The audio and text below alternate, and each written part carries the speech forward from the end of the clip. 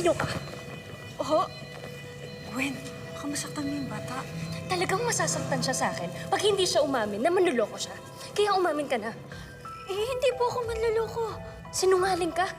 Paano mo ako nakilala, ha? Paano mo nalaman yung mga information tungkol sa birthday party ni Bella? Sino nagsabi sa'yo? Sino kasabot mo? Oh, wala po akong kasabwat. Naalala ko po talaga yun. Sino ka ba, ha? Anong ginagawa mo dito? Kayo po talaga yun eh. Kayo po talaga yung babaeng nanigaw po dun sa chocolate fountain nung natapon po. Kayo po talaga yun. Sinungaling ka. Alam mo, alam ko yung mga tipo mo eh. A scheming, manipulative little liar. Umamin ka na sa akin. Ang sakit po. Bitawan niyo na po Masasaktan ako. ka talaga sa akin. Umamin ka. Tama na po. Please, ang sakit na po talaga eh.